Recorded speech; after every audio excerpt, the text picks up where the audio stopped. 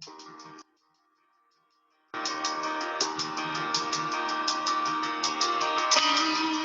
palabra es una lámpara a mis pies y una luz que alumbra mi ser.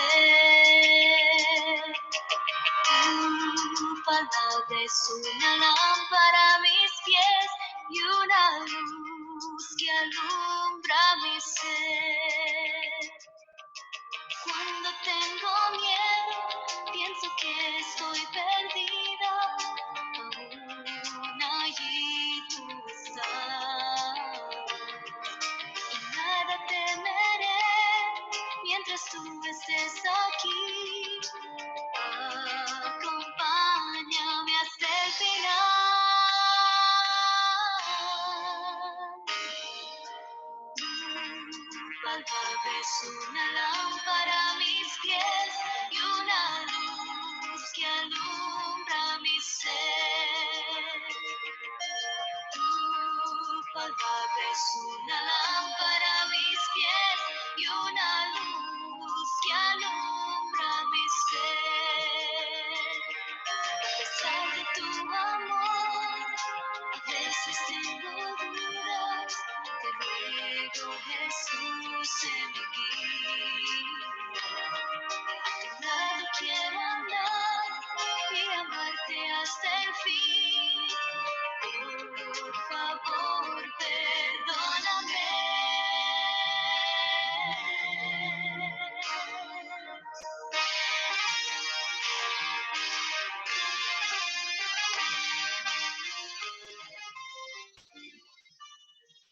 Bienvenido a nuestra Academia Bíblica, en nuestra tercera clase del libro a los Romanos.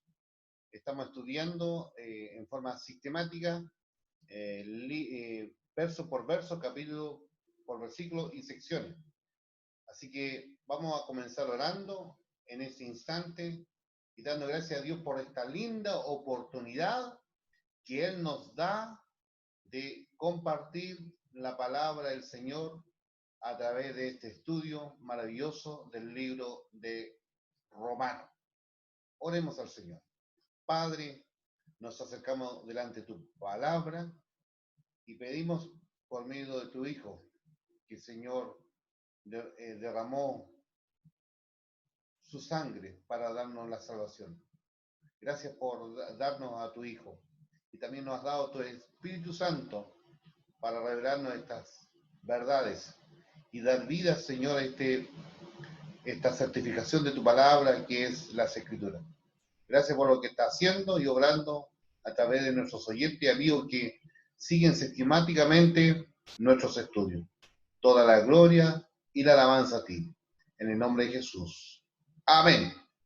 Entonces, estamos contentos de una vez más encontrarnos acá y sobre todo entender de que el Señor nos ha dado este gran privilegio de compartir la palabra de Dios. Bueno, vamos a ver el tema, el hombre bajo la culpabilidad. Entonces, la introducción, ya nos preguntamos por tercera vez por qué es importante estudiar el libro de Romanos. En Romanos encontramos el significado de la salvación. Romano es una carta donde podemos conocer los destinatarios y el autor. En el pasaje del 1 al 18 que hoy desarrollaremos, Pablo presenta un argumento respecto a la necesidad de la salvación, aplicando tanto a judíos como a gentiles. Entonces vamos a entrar, así como desde ya, usted que ya viene leyendo el texto de los primeros versos en adelante, y la clase anterior llegamos hasta el verso 17, estuvimos desarrollando, y vamos hoy día a traslapar para continuar de los versos 18 en adelante, pero vamos a traer, rescatar allí los aspectos importantes de la autorrevelación de Dios. Pero antes que entremos en ese tema, vamos a hacer una pregunta, dos preguntas en selección múltiple. Repaso. No me avergüenzo del Evangelio. ¿Qué significa esto? Tenemos tres alternativas. ¿Qué piensa usted? Testificar con la conducta en vez de las palabras. 2. Saber lo que se tiene y qué es poder para salvar. 3. Cuando sienta de testificar, evaluaré las posibilidades. ¿Cuál cree usted? Muy bien, excelente respuesta. Saber lo que se tiene y qué es poder para salvar. La segunda pregunta es elección múltiple. El justo por la fe vivirá. Significa que vamos a vivir, número 1, vamos a vivir por fe sabiendo que Dios provee. 2, la fe es el medio para poder vivir cada día. 3, la fe es el medio para ser justo ante Dios. ¿Cuál cree usted? Claro, la 3, ¿cierto? Muy bien.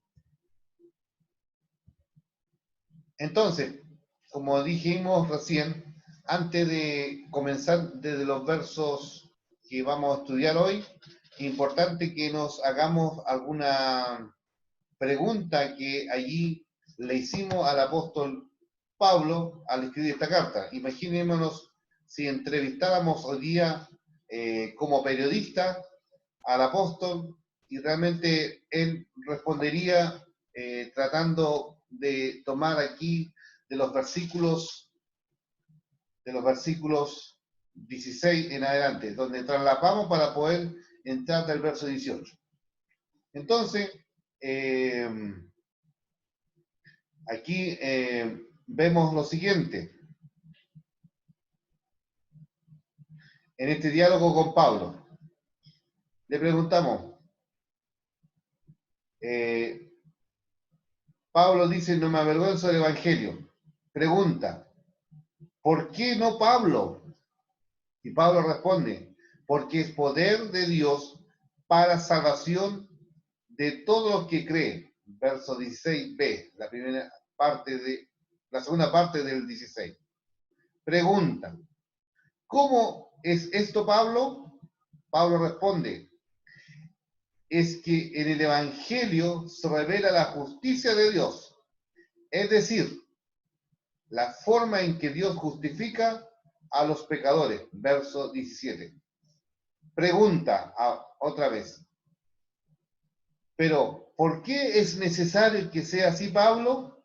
Y Pablo responde, porque la ira de Dios viene revelándose desde los cielos contra toda impiedad e injusticia de los seres humanos, que con su maldad obstruyen la verdad. Ahí está el por qué. Preguntamos por qué, cómo es, por qué, y ahora nos preguntamos, ¿y cómo ha obstruido la verdad? Y Pablo responde, pues porque lo que se puede conocer acerca de Dios es evidente para ellos, porque desde la creación del mundo, las cualidades invisibles de Dios se perciben claramente. Ahí están los versos 19 y 20. Bueno, dijimos recién, para poder entender todo y unir o hacer este enlace y seguir la línea melódica, como veníamos diciendo, el nexo, es importante que veamos de esta manera la autorrevelación de Dios. ¿Ya? Si bien es cierto, Pablo parte allí en el verso 16 hablando del poder de Dios, en el 17 habla de la justicia de Dios, en el verso 18 habla de la ira de Dios y también revela su gloria. Bueno, Pablo, si hacemos este cuádruple de la revelación, podemos partir al revés de los versículos. Podemos decir que allí podemos ver la gloria simbolizando como en forma vertical, haciendo como una cruz, ¿cierto? Entonces, ponemos la gloria de Dios arriba, ¿ya? Abajo ponemos su ira al piso, a la tierra. A la derecha ponemos el poder de Dios, y a la izquierda ponemos la justicia de Dios. ¿Usted me puede seguir en este ejemplo para que entendamos la autorrevelación de Dios? Podemos decir que la gloria de Dios, mis pies pueden ser la ira de Dios, mi mano derecha el poder de Dios y mi mano izquierda es la justicia de Dios. O podamos, para poder graficar, hacemos un cuadro, ¿ya? En cada uno de los puntos vamos colocando esa autorrevelación. Le podemos graficar de distinta manera, pero fíjese, observen esos versículos. En cada uno de esos versos aparece la autorrevelación de Dios. El verso 16, poder de Dios. 17, justicia de Dios. El 18 al 20 está revelado la ira de Dios y la gloria de Dios. La gloria de Dios, dice, se revela desde los cielos, su gloria, su poder, su majestad. Dice, contra toda la impiedad e injusticia de los hombres que detienen con injusticia la verdad. Porque lo que es de Dios se conoce, le es manifiesto, pues Dios se lo manifestó.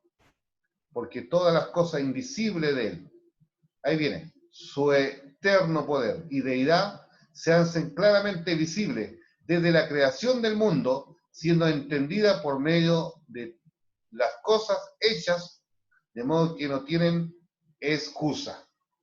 Entonces, qué maravilla poder ver todos estos detalles que vamos viendo a través de este estudio de la palabra y al revisar este texto nos damos cuenta de que Dios tiene el control. Dios es soberano. Y así como hicimos la entrevista a Pablo, haciendo estas preguntas periodísticas, allí también podemos una vez más reforzar ese aspecto de la autorrevelación o el cuádruple, la cuádruple revelación de Dios. Bueno, primero revela su gloria, dijimos, su eterno poder y su naturaleza divina en la creación. Verso 19 al 20. En segundo lugar, revela su ira contra el pecado de los que suprimen su conocimiento del Creador. Verso 18. Tercero, revela su justicia, su forma justa de poner a los pecadores en la debida relación con Él, en el Evangelio. Y cuarto, revela su poder en los creyentes al salvarlo. Qué maravilloso. Entonces, hacemos una acotación más. Un cuidadoso estudio de la devastadora descripción de la decadencia gentil que aquí vamos a ver, es porque Pablo, dicen muchos estudiosos, que estaba pensando en la caída de Adán, ¿ya? Es por eso parte de allá. Y después llega en el capítulo 2, viene ahí, muestra la decadencia del pueblo judío. Bueno, haciendo este preámbulo amplio, muy general, y que nos revela el Señor, vamos a empezar a desarrollar ahora los versos 18 al 20. Nos preguntamos, ¿qué es la ira de Dios? ¿Por qué se manifiesta? La manifestación de la justicia de Dios frente al pecado, aplicación de su justicia punitiva. Explique la revelación natural de Dios.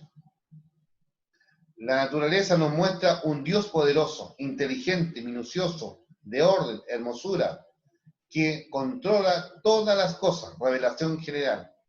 Si bien es cierto, dice su palabra, que Dios, habiendo hablado de muchas maneras en los tiempos pasados, por medio de los profetas, por medio de la creación, como dice allí Salmos 19, los cielos cuentan la gloria de Dios y el firmamento anuncia las obras de sus manos. Es decir, eso es la revelación general. Dios, en forma natural, revelándose en forma general al ser humano. ¿Por qué el ser humano dejó de adorar a Dios? Allí tenemos el tema de la idolatría. Los idólatras adoran las cosas que Dios ha hecho antes que a Dios mismo. El pecador se enfocó en sí mismo, da el culto al hombre. Por ejemplo, el ser humano, su adoración es antropocéntrica. Eso es idolatría.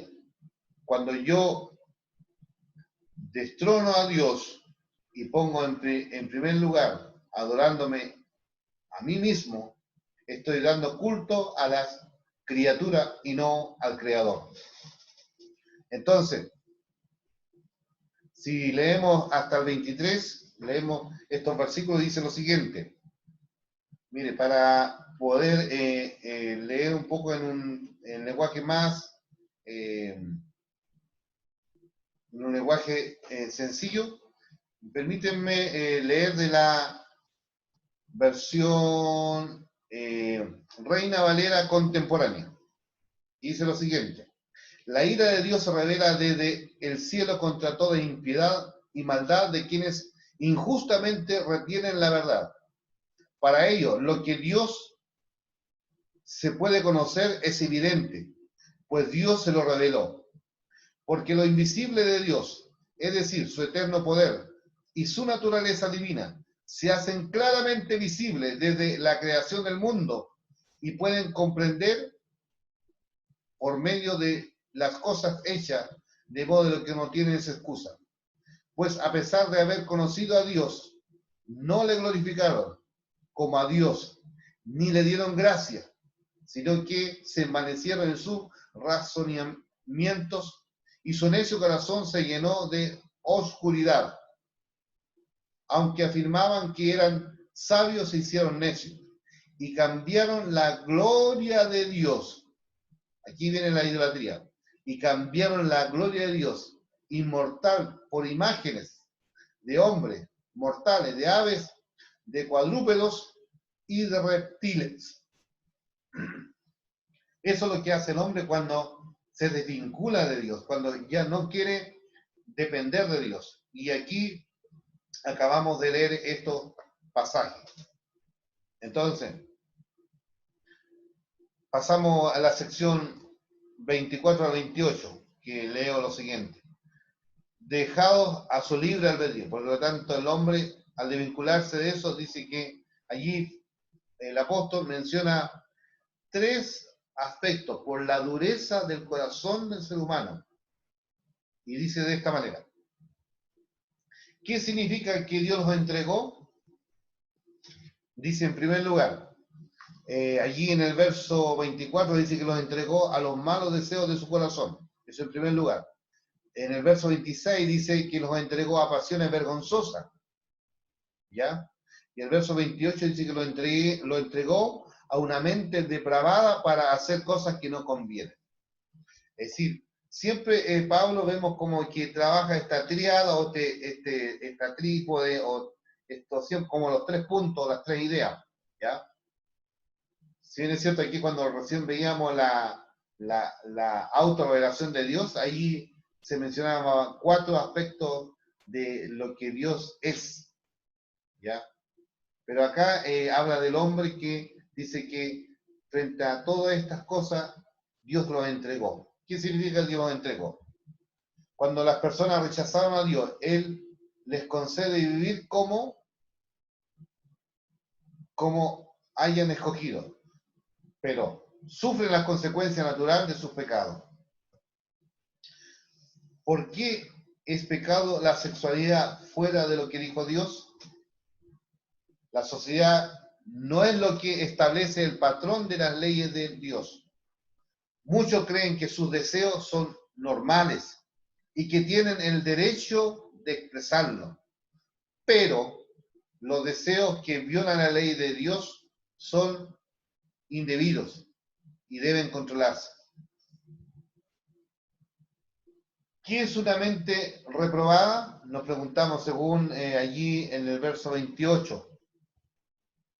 cuando allí la mente ya reprobada, ya cuando dice conciencia del pecador, queda adormecida ante el constante rechazo al Espíritu Santo.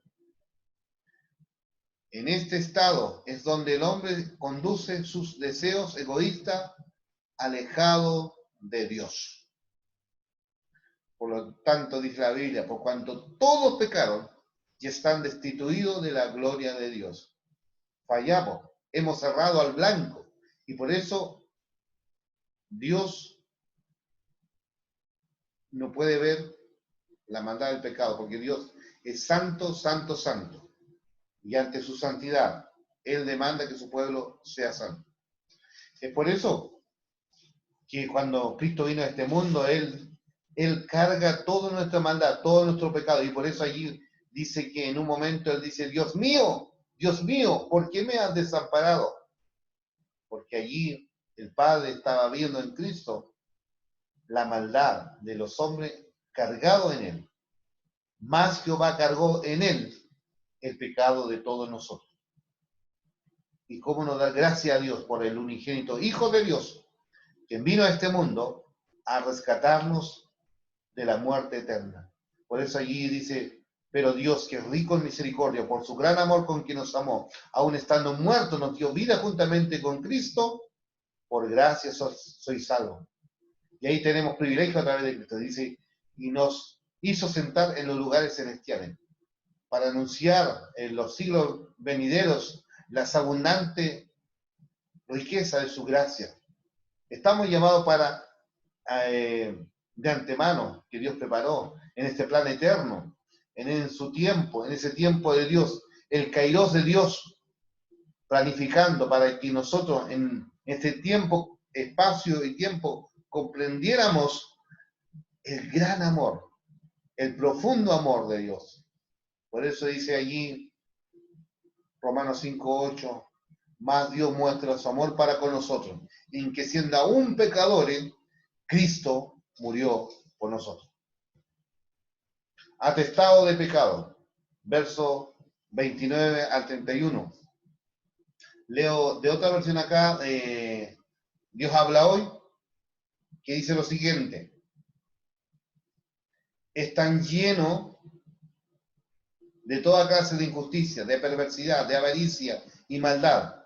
Son envidiosos, asesinos, pendencieros, engañadores, perversos, chismosos, hablan mal de lo demás, son enemigos de Dios, insolentes, vanidosos, orgullosos, inventan maldades, desobedecen a sus padres, no quieren entender, no cumplen su palabra,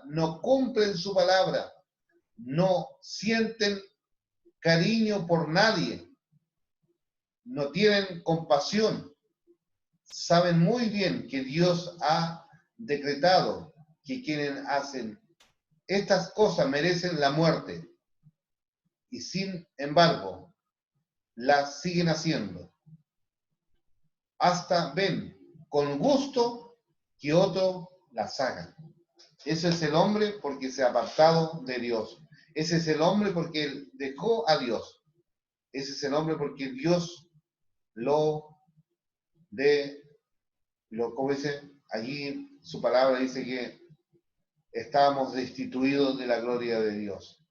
Pero por medio de Cristo, nuestro mediador entre Dios y los hombres, nos acercó. Veremos aquí la siguiente sección. Observe la lista de pecados que se revela Pablo, que presenta Pablo aquí. Mira, fíjese. Y aquí están los orígenes y el sentido del significado, ¿no? Dice lo primero, injusticia. Y lo que está entre paréntesis es la raíz de la palabra griega, ¿ya? Y ahí está el significado. Dice, injusticia opuesto a la justicia, robar a Dios y a los hombres sus derechos. Eso es injusticia. Perversidad, deseo de hacer daño, activa, deliberada voluntad de pervertir e infringir injuria, destruye la inocencia y la bondad. La avaricia, deseo desmedido de tener más, maldito amor por las posesiones, rapiña o rapacidad, deseos de que no conceden leyes. ¿Se acuerdan de las rapiñas? 4, maldad, inclinación del mal hacia lo peor, término más general de maldad. Eso es maldad, maldad con mayúscula, en todo sentido. Envidia, emoción que aspira a admirar un gran ejemplo con resentimiento. Homicidio, dar muerte con espíritu de ira y odio. Contienda, contención nacida por la envidia, la ambición, deseo de prestigio, puesto, rango y prominencia provienen de celos. Engaño, mente tortuosa y retorcida, que no pueden actuar de una manera recta. Malignidad, inclinación natural al mal. Toman las cosas siempre por el lado malo y con el peor sentido. Y eso lo vemos constantemente en la sociedad, en los trabajos, en nuestras relaciones interpersonales. Nosotros podemos darnos cuenta de esta manera de actuar de las personas que están lejos de Dios. Murmuradores, murmurar historia al odio. Hay gente que habla para generar odio. Detractor, hombre que proclama públicamente sus infamias. Y eso lo vemos hoy a través de los medios de comunicaciones, sobre todo los políticos, gente que sin careta nada demuestra esta actitud. Aborrecedores de Dios, odiar a Dios en desafío. Y eso lo vemos de gente que allí insulta a Dios. Injuriosos, orgulloso, insolente que desafía. Desenfrenado, sádico, insolente. Soberbio, desprecio por todos, excepto uno mismo. Altivo, el que anda errante, pretender tener lo que no tiene. Inventores de males, procurar nuevos vicios. Eso es lo que hace estos inventores de males. Hay gente que anda creando esto, como dice, atornillando al revés. Necios, tontos, incapaces de aprender con la experiencia. No se quiere usar la mente. La ambienta suelta a sus pasiones. Actúan como necios. Desleales contra las reglas de lealtad y norma de honor. Sin afectos naturales, sin lazos naturales de afecto humanos. Implacable, despiadado, deleite por la catástrofe ajena. Eso es lo que va describiendo aquí la palabra de Dios, cómo describe la maldad en esta lista de pecados que presenta Pablo. Bueno, aquí este es el fruto de, estos son los pecados, llamémoslo así, las consecuencias de una raíz, porque el pecado mayúscula, pecado es pecado antes, pero para ejemplificar, la raíz de todo pecado es la incredulidad. Por no creerle a Dios, por no creer en Dios y haber incredulidad, tenemos estos efectos. Estos efectos, las obras de la carne. El hombre está hecho pedazo, ramificado en esta vida pluralista, en su vida lejos de Dios. Porque no vive una vida de integridad que dependa de Dios y que de esa manera pueda sentirse pleno. El hombre vive lejos de Dios, lejos de Dios. Pero en este momento el Señor nos llama a que seamos consecuentes en nuestra vida. Bueno, y esta carta está allí narrando cómo es la maldad del hombre. Pensando, imagínense, desde Adán. Y uno va recorriendo el Génesis y dice que Dios le dolió el corazón porque cada día los hombres iban de mal en peor. Ya sus pensamientos, su actuar, su manera de, allí en el capítulo 6 y 5, la maldad abundaba más y más. Así que importante ver que Dios se ha dado a conocer para salvarnos a nosotros. Si bien es cierto, hablamos de la revelación general, pero Dios, frente a esa revelación general que hablaba en forma muy amplia, general, el hombre seguía de mal en peor, hasta que Dios mandó a su Hijo unigénito. Y esa es la revelación especial. Cristo es la revelación encarnada especial. El segundo Adán. Dice que en el primer Adán todos hemos heredado el pecado, pero en el segundo Adán hemos heredado la vida eterna. ¿Se asemejan los pecados de nuestra cultura? La pregunta que hacemos al leer este tremendo listado y definirlo, describir cada intención allí de estas palabras.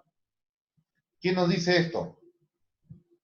El hombre que destierra a Dios no solo pierde la divinidad, pierde también la humanidad.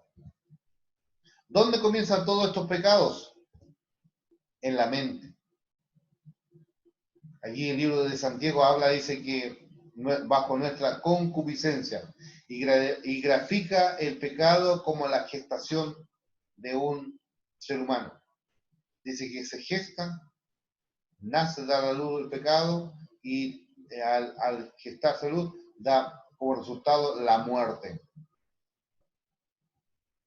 ¿Qué significa que se complacen con los que las practican? Allí en los versos finales de este texto, versos allí que acabamos de leer, dice, con el que las practican, en el verso allí 30 y 32. Dios pone en igualdad de condiciones a aquellos que sin practicar visiblemente el pecado, se complacen y aceptan o son indiferentes ante lo que sí lo hacen, porque es una cuestión de posición. Ambos están fuera de relación con Dios, por cuanto todos pecaron, están destituidos de la gloria de Dios. Bueno, vamos a hacer este ejercicio en la práctica. ¿Qué le respondería a estas personas? ¿Qué le respondería a una persona que dice que es buena y no ha hecho nada malo para ir al infierno? ¿Qué le diría? Importante esta pregunta. ¿Qué le diría? Una persona que dice que es buena y no ha hecho nada malo para ir al infierno. La Biblia dice, por cuanto todos pecaron, y más adelante aquí dice que en el capítulo 13 menciona lo siguiente: no hay justo, no hay ninguno que sea justo, no hay quien entienda, no hay quien busque a Dios, todos se desviaron, a una han corrompido, no hay quien haga lo bueno, no hay ni siquiera uno. Su garganta es un sepulcro abierto, y su lengua engañan. En su labio hay veneno de serpiente. Su boca está llena de maldición, de amargura. Sus pies son veloces para derramar sangre. Destrucción y desgracia hay en sus caminos, y no conocen el camino de la paz. No hay temor de Dios delante de sus ojos. Miren lo que dice la palabra. Entonces, no hay bueno. ¿Ya? No hay bueno. Hay gente que piensa esto, que siendo buena, ¿sabe? Quiero decirte esto. No lo dice la Biblia, pero es una reflexión solamente. El infierno está lleno de gente buena, de buenas intenciones. Pero el cielo está lleno de gente pecadora, pero pecadores arrepentidos, que han venido a Cristo, han rendido su vida a Él, y Dios ha perdonado, y donde han pasado de muerte a vida, donde han pasado de ser una oruga a ser ahora, ser transformado como una mariposa. han vivido ese proceso de metamorfosis, esa transformación. Y eso es lo que Dios provoca a través de la palabra. Por eso en Romanos 12, dice, el verso 2 dice, no os conforméis a este siglo, sino transformaos por medio de la renovación de vuestro entendimiento. ¿Y dónde viene el entendimiento? A través de la Escritura, a través de la palabra. Querido hermano, querido amigo que está estudiando, yo te animo a estudiar la palabra. No sea allí solamente hojear la Escritura, sino que debemos estudiar en forma, a través de la teología sistemática, a través de esta teología bíblica, perdón, teología bíblica. La teología bíblica se refiere donde vamos descubriendo a través del texto, en forma ordenada, lo que Dios allí nos va mostrando. La teología bíblica es esa, que en forma expositiva vamos descubriendo y vamos estudiando en forma comunitaria la revelación de Dios. El otro dice, ¿qué le respondería a una persona que dice que es adúltera porque nació así y en su familia todos son adúlteros? Es importante que nosotros respondamos bíblicamente. Nosotros podemos decir muchas cosas, pero es importante que respondamos bíblicamente. Dice la Biblia allí en Hebreo que un día Dios juzgará a los fornicarios y adúlteros y demanda que vivamos nuestra sexualidad en santidad para Dios. Que la sexualidad la vivamos dentro del matrimonio. Ese es el modelo que Dios estableció para que nuestra sexualidad, obviamente en respeto, en consentimiento mutuo y respeto mutuo entre hombres y mujeres, y mujer y hombre, mujer y esposo, vivan para la gloria de Dios. Y eso Dios lo planeó de esa manera. Sojuzgar la tierra, llenar la tierra, dice su palabra.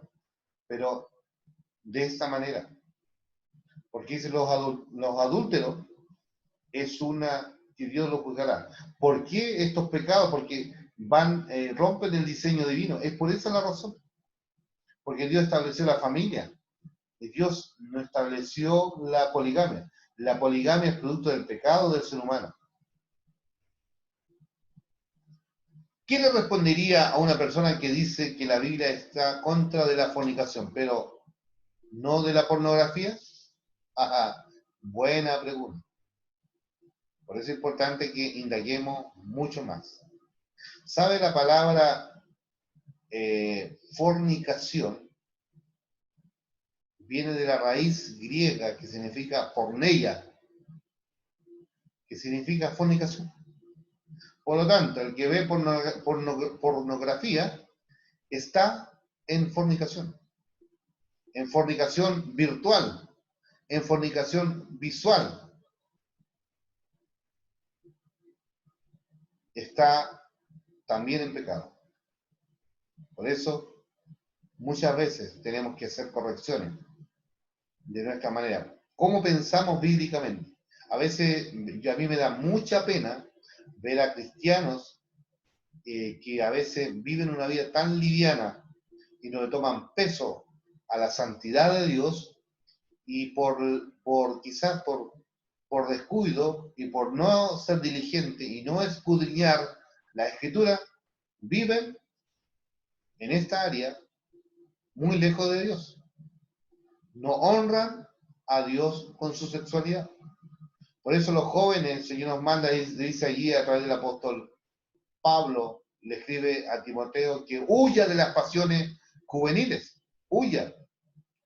Bueno, dice el soltero, habla del soltero, tenemos que guardarnos para la noche nupcial cuando Dios nos conceda vivir con nuestra novia, con nuestro novio y casarnos.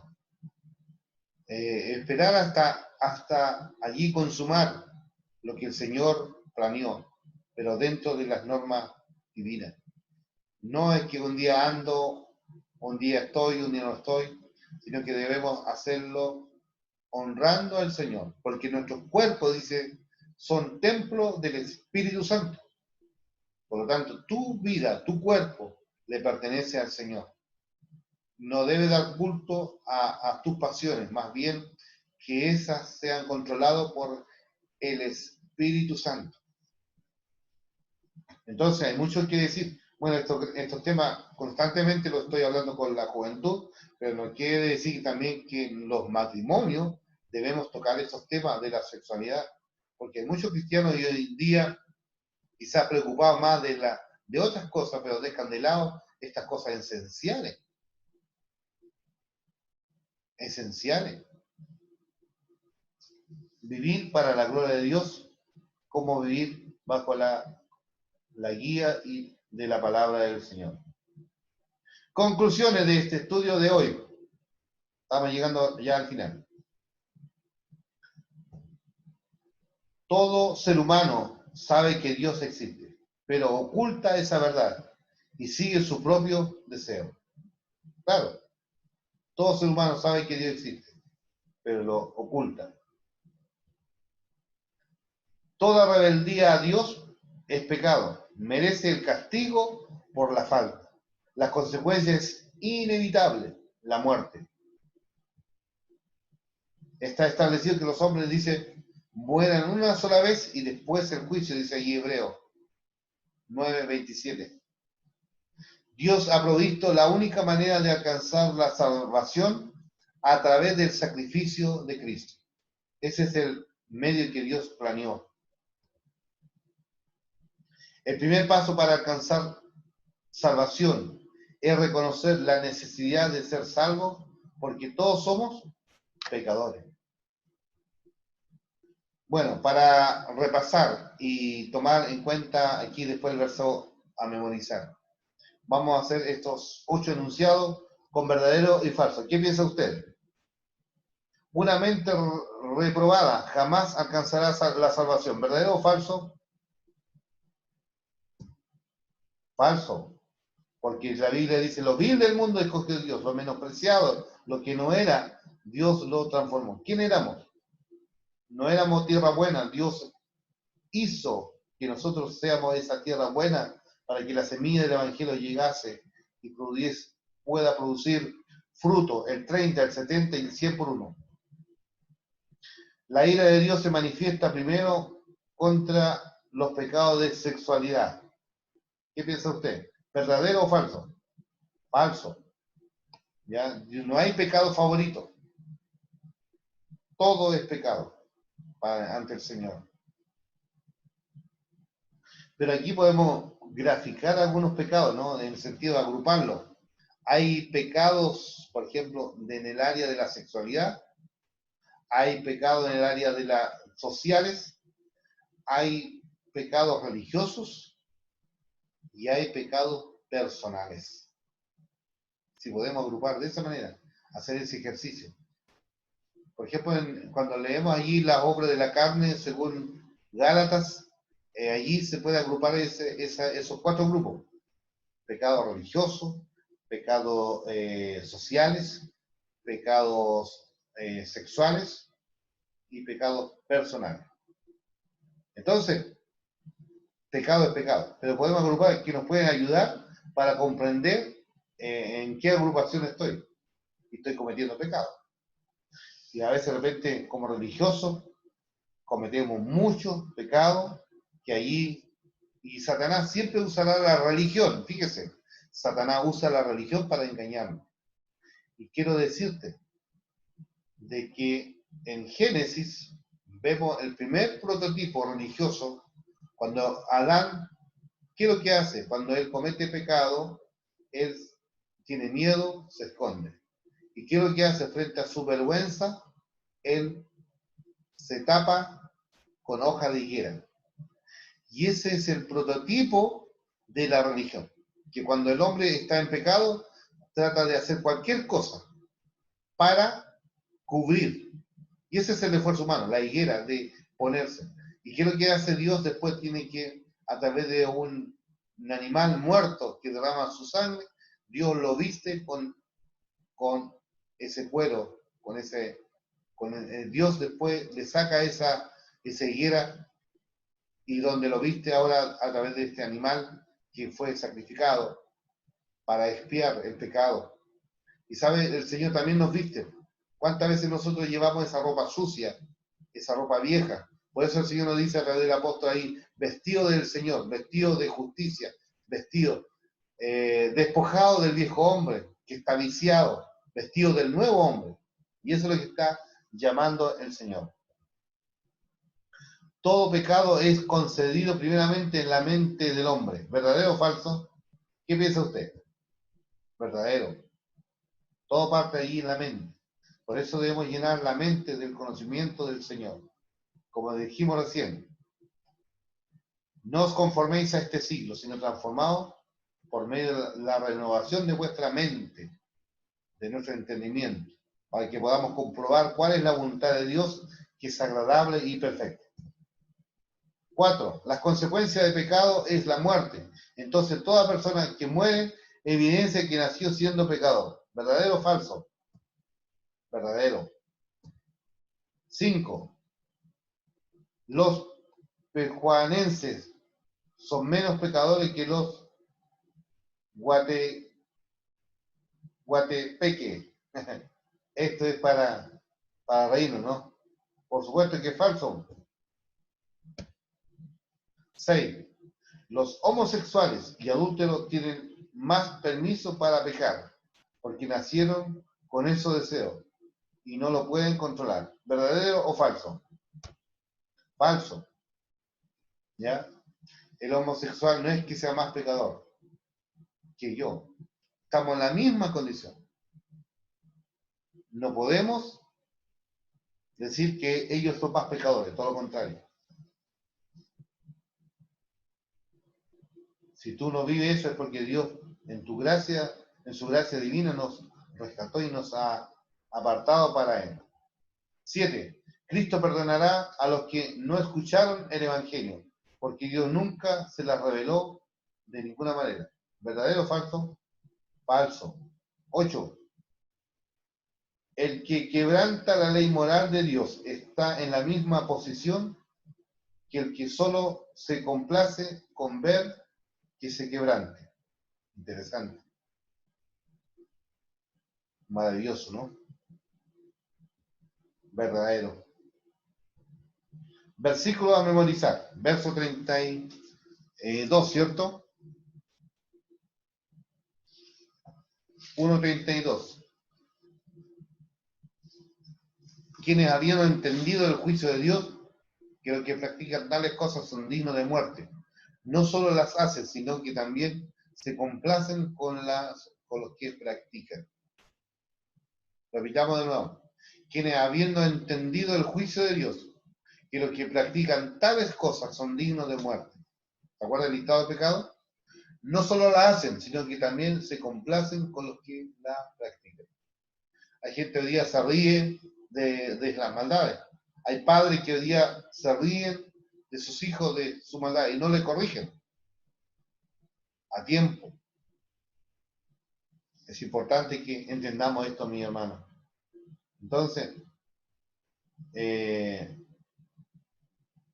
cuando terminamos esta sección, lo único que podemos decir, gracias Señor, porque tú te autorrevelaste, dándonos ese carácter de tu gloria, de tu ira, de tu justicia y de tu poder.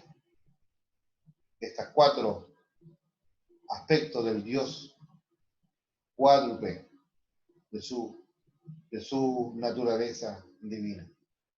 Que el Señor nos bendiga. Preparémonos para el siguiente estudio y sigamos allí desde ya leyendo el capítulo 2, que también vamos a verlo en la siguiente clase. Que el Señor les bendiga. Un gran abrazo. Ha sido realmente provechoso